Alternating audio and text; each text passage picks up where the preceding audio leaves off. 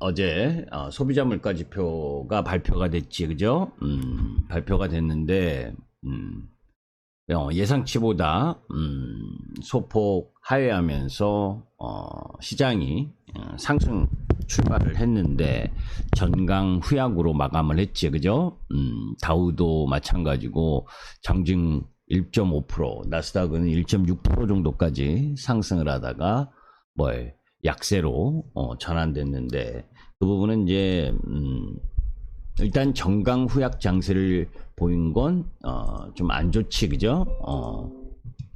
시장이 소비자 물가지수 부분에 있어서 주거비를 제외하면 물가 하락 압력이 지속되고 있다라고 하는 부분이 있는데, 여튼 예상치보다 좋게 나오면서 물가 하락 압력이 지속되고 있다는 부분은 긍정적이었는데, 거기에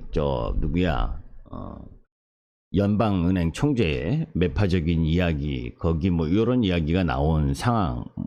그래서 특별하게 악재라기보다는 일단 소비자 물가 지수가 나온 거에 비하면, 양호하게 나온 거에 비하면 시장이 중국에 대한 규제와 그리고 중국의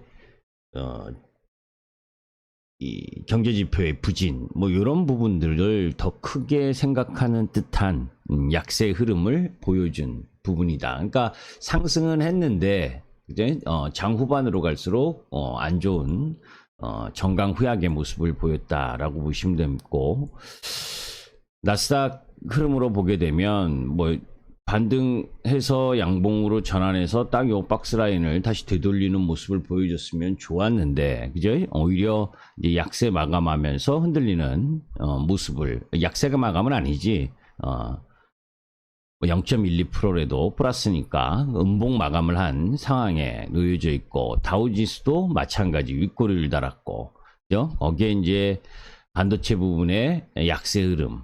근데 어제는 미국 시장에서 주 약세 부분을 갖고 간 건 반도체보다도 자동차, 자동차가 이제 GM과 포드가 노조에서 40% 금리 인상을 요구했다.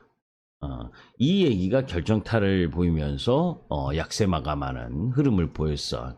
그래서 전체적으로 보게 되면 이제 이 미국이 중국에 대한 반도체 규제, 이 부분은 일정 정도 이제 소화를 해내고 있는 모습인데, 그럼에도 불구하고 섹터의 노조 부분에 있어서의 약세, 그 정도가 이제 자리를 하락 흐름 부분의 분위기를 좀 안 좋게 만든 상황이지.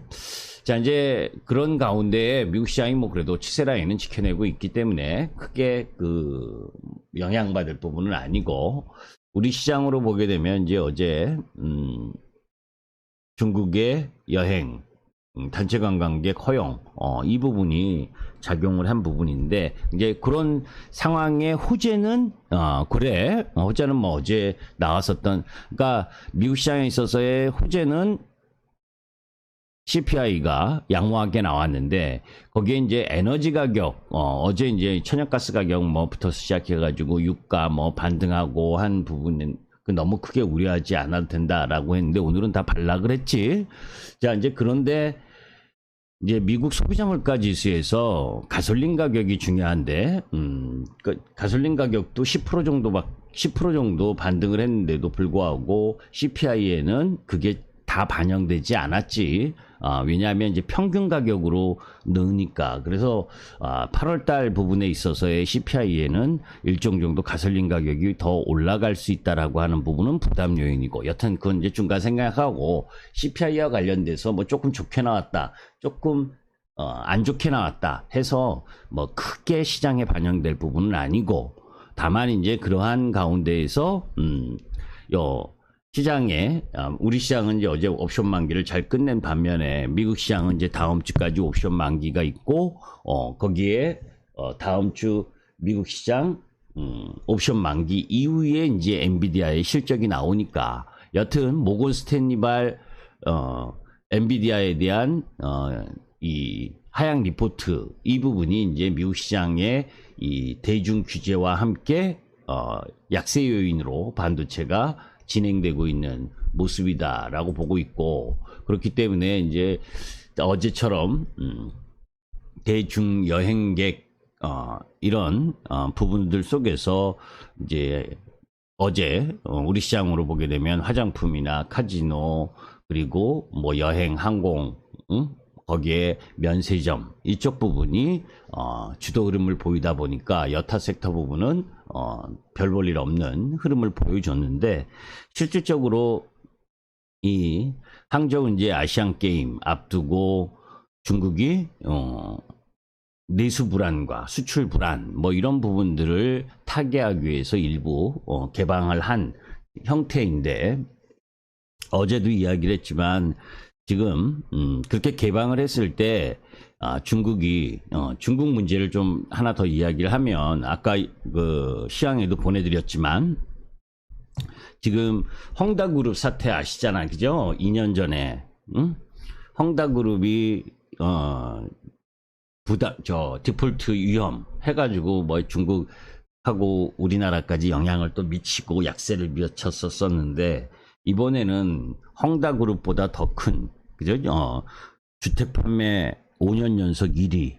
지금은 전체 그 부동산 관련해서 5위지만 이 헝다그룹 2년 전만 해도 1위였었던 이 컨트리 가든이 또 디폴트 위기에 직면했어.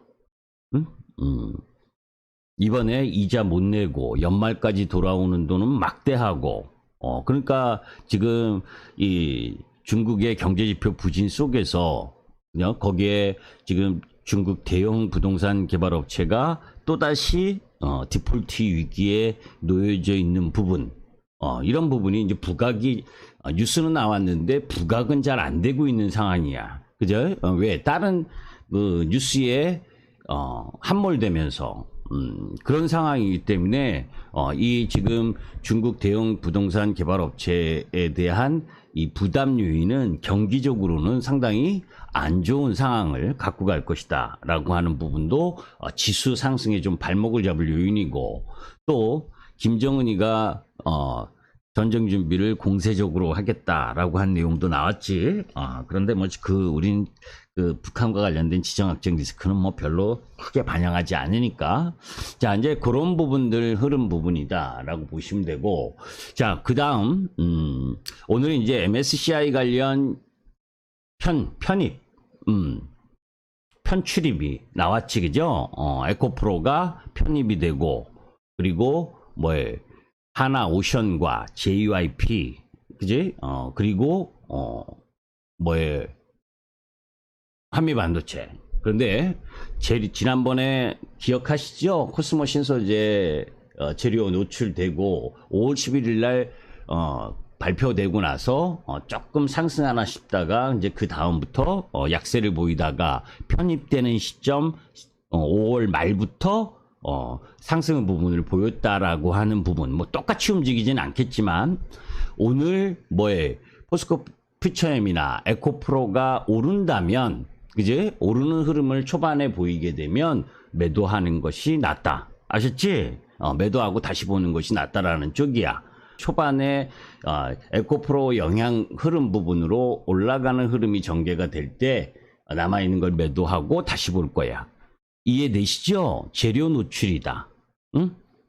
자, 그리고 그 속에서 보게 되면 지금 리튬 가격이야. 그죠? 좀 이렇게 반등을 해서 175 위안에서 300 위안까지 올라왔다가 여기서 좀 멈추나 싶더니 다시 내려오고 있잖아. 그지? 응? 보이세요?